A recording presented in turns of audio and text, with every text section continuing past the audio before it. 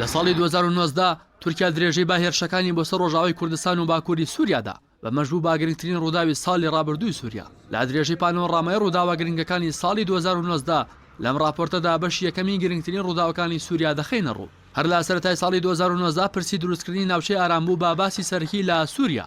ئەو پرسەش تورکیا و ئەمریکا هەرەکەیان بۆ شەوی کە دەیویست لیبروژاند. لە سیانزەی کانونی دووەم دۆناڵد ترامپی سەرۆکی ویلایەتە یەکگرتووەکانی ئەمریکا لە تویتێکدا ڕایگەیاند لە باکوری ڕۆژهەڵاتی سوریا ناوچەیەکی ئارام دروست دەکەن. دواتریش ئەردۆغانی سەرۆکۆماری تورکیا ئاشکرای کرد دروستکردنی ناوچەیەکی ئارام داواکاریەکی لە مێژووی تورکیایە. ئەمەش ناڕزایەتی و کاردانەوەی بەرفراوانی هێزەکانی سووریا دیموکراتی لێکەوتەوە.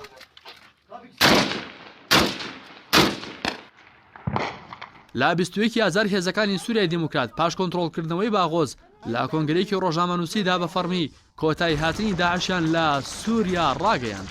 لەو کاتێک کە سوپای تورکیا بەردەوام لا کۆکردنەوەی هێزدا بوو لەسەر سنووری سوریا و بەردەوام هەڕەشەی ئەنجامدانی ئۆپەراسیۆنی سەربازی بۆ سەر ڕۆژهەڵاتی فورات دەکرد، ئەمریکا دەستی باکشانەوەی هێزەکانی کرد و ترامپ وتی چیتر نابین با پۆلیسی ڕۆژهەڵاتی ناوەڕاست.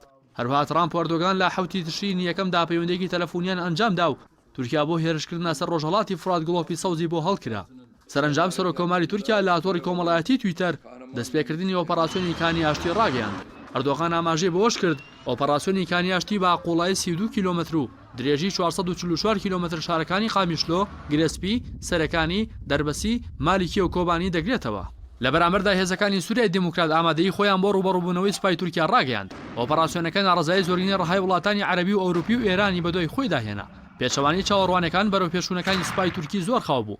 تەنانەت بەشێک لەو شوێنانەی کە بە ڕۆژ کۆنتڕۆڵی دەکرد لە شەودا هەسەدا دەستی بەسەردا دەگرتەوە. پاش ئەوەی ئەنجومەنی گشتینەتەوە یەکگرتووەکان لە کۆبوونەوەی تایبەت بە ئۆپەراسیۆنی تورکیا لە سوریا کۆبوونەوە با زۆرینەی دەنگ بڕیار درا کە تورکیا شەرمەزار بکرێت، بەڵام رووسیا و ئەمریکا بڕیارەکەیان ڤیتۆ کرد.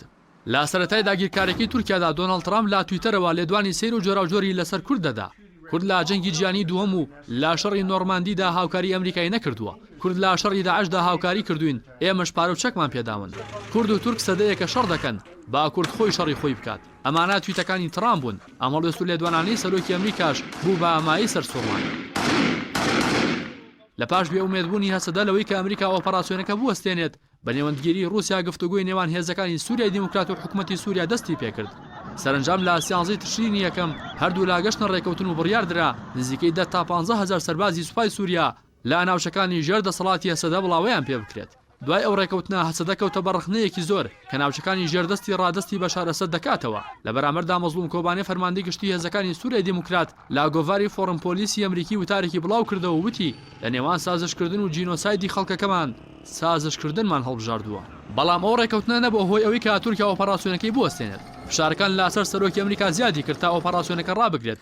ترامپ نامەیەکی ئاڕاستی ئەردۆغان کرد و بۆی نووسی بوو دەتوانین ڕێکەوتنێکی زۆر باش بکەین، چونکە ژەنەڕاڵ مەزلوم ئامادەیە دانوستان لەگەڵ بکات، هەروەها ئامادەیە سازشگەلێک بکات کە لە ڕابردوودا هەرگیز نەیکردووە. جێگری سەرۆک و وەزیری دەرەوەی ئەمریکا ڕۆژی 7 تشرینی یەکەم سەردانیان قەڕەی کرد و لەگەڵ ئەردۆغان بۆ ماوەی 5 کاتژمێر کۆبوونەوە. ئێوارەی هەمان ڕۆژ لە کۆنگرەیەکی ڕۆژنامەوانیدا مایک پێنس جێگری سەرۆکی ئەمریکا وتی ئەنقەرە و واشنتۆن لە سەر ئاگربەست ڕێکەوتون و جەنگ ڕادەگیرێت. هەسەدا با قوڵایی 20 میل دەخشێتەوە. سزاکان لەسەر تورکیا هەڵدەوەشێنینەوە. ناوچەی ئارام دروست دەکەین تاکە سەربازێکی ئەمریکی لە باکوری سوریا نامێنێت. دواتریش 22 تشرینی یەکەم ئەردۆغان سەردانی رووسیای کرد و لەگەڵ ڤلادیمیر پۆتینی سەرۆکی رووسیادا کۆبوونەوە و ڕێکەوتنێکی دەخاڵیان سەبارەت بە بارودۆخی سوریا و خۆرئاوای کوردستان واژۆ کرد کە تێیدا هاتبوو پۆلیسی سەربازی رووسیا کاراسانی بۆ کشانەوەی یەپەگە و چەکەکانی با مۆدای 30 کیلۆمەتر لە سەر سنووری تورکیا و سوریاوە لە ماوەی 150 کاتژمێردا دەکات. لە دوای هەموو ئەمانەوە بڕیاری ترامپ بە چۆڵکردنی سوریا 21 تشرینی یەکەم هێزەکانی ئەمریکا لە خۆرئاوای کوردستان بەرەو باشووری کوردستان کشانەوە. لە قامیشلۆ خۆپیشاندان و ناڕزایەتی دژی کشانەوەی ئەمریکا ئەنجام درا و بەردباران کران. هەروەها لەسەر ڕێگای قەزای خەباتیش چەند گەنجێکی باشووری کوردستان وەک ناڕزایەک لەسەر پشتکردنە هێزەکانی هەسەدا بەربارانی کاروانە سەربازەکەی سوپای ئەمریکایان کرد. ڕاستی حەمامین، کەناڵی ئاسمانی پەیام.